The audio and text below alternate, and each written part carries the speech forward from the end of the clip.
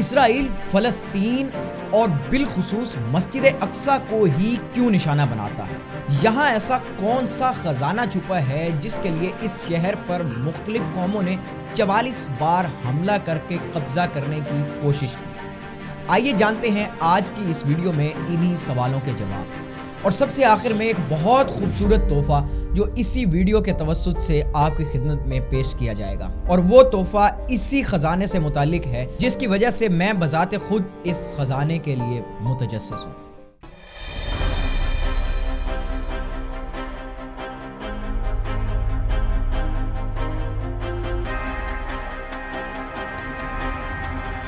دوستو، اللہ تعالیٰ نے جب حضرت آدم علیہ السلام کو زمین پر اتار دیا تو آدم علیہ السلام کو ایک تحفے کے طور پر صندوق پیش کیا گیا، جس میں ان کے کھانے پینے کی بہت سی چیزوں کے علاوہ کچھ تبرکات بھی تھے۔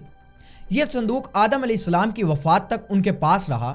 اس کے بعد آدم علیہ السلام سے ہوتے ہوئے یہ صندوق ان کی نسل میں منتقل ہوتا گیا۔ آدم علیہ السلام کے بعد یہ صندوق نوح علیہ السلام کے پاس آیا، اور اس کے بعد نسل در نسل چلتے چلتے یہ صندوق حضرت ابراہیم علیہ السلام تک پہنچ گیا۔ حضرت ابراہیم کے بعد یہ صندوق ان کی اولاد میں منتقل ہوتے ہوئے بنی اسرائیل کے بانی نبی یعنی حضرت یعقوب علیہ السلام تک یہ صندوق پہنچ گیا، اور اس صندوق میں وقت کے ساتھ ساتھ تبرکات اور کچھ چیزوں میں اضافہ اور کمی بیشی ہوتی رہی۔ حضرت اسرائیل علیہ السلام یا حضرت یعقوب علیہ السلام کے بعد یہ صندوق ان کی نسل یعنی بنی اسرائیل میں منتقل ہو گیا۔ تاریخ کی کچھ کتابوں کے مطابق موسیٰ علیہ السلام کی والدہ نے حضرت موسیٰ علیہ السلام کو جس صندوق میں ڈال کے دریا میں بہا دیا تھا وہ صندوق بھی یہی تھا۔ اس کے بعد یہ صندوق فرعون کے پاس پہنچا۔ پھر جب موسیٰ علیہ السلام نے اپنی قوم بنی اسرائیل کو فرعون کے لشکر سے نجات دلوائی تو یہی صندوق وہ ذریعہ تھا جہاں سے بنی اسرائیل کے لیے جنت کے کھانے پینے یعنی من و سلوہ آیا کرتا تھا۔ اس کے علاوہ اس میں موسیٰ علیہ السلام پر اللہ تعالیٰ کی طرف سے نازل ہونے والے کچھ صحیفے بھی تھے۔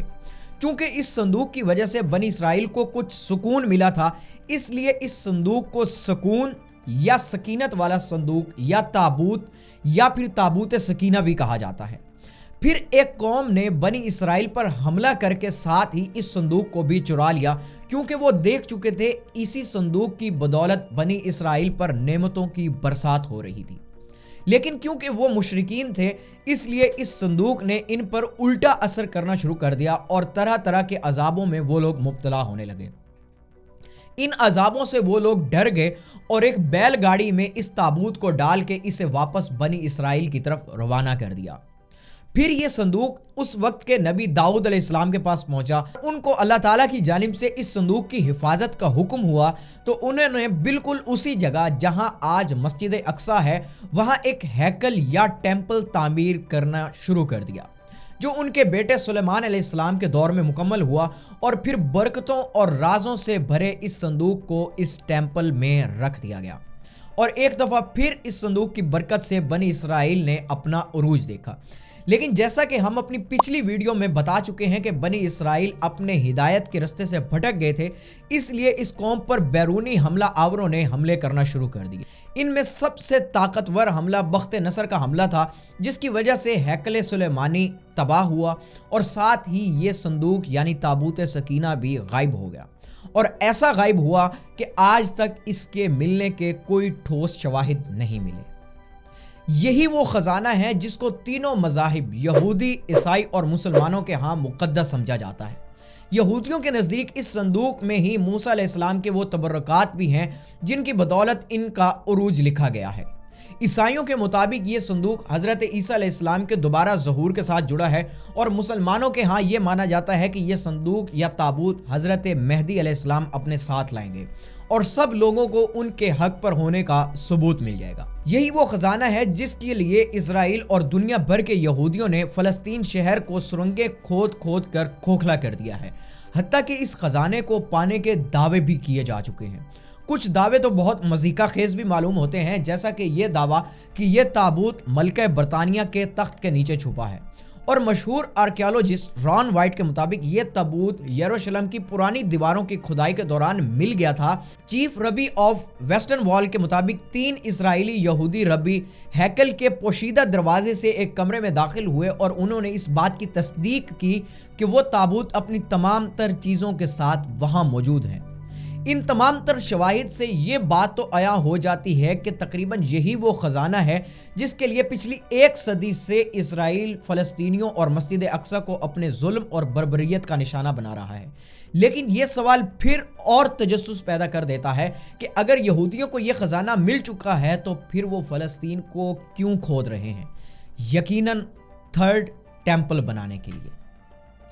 اب آخر میں اس سوال کا جواب کہ مجھے اس خزانے کا تجسس کیوں ہے، اس کا جواب ایک بہت خوبصورت حدیث ہے جو کہ بہت لمبی ہے، لہٰذا میں صرف اس کا خلاصہ آپ کے سامنے رکھ دیتا ہوں۔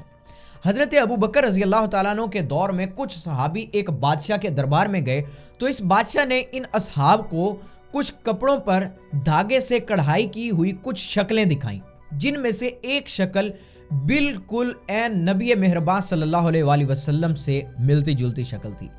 اسی طرح انہوں نے اور بھی کئی تصویریں اور شکلیں دیکھی جو کہ تمام تر انبیاء کرام علیہ السلام کی تصاویر تھیں، اور یہ آدم علیہ السلام یا غالباً نوح علیہ السلام کی ایک دعا بھی تھی کہ اے اللہ تو میری اولاد میں آنے والے نبیوں کے حلیے محفوظ کر دینا۔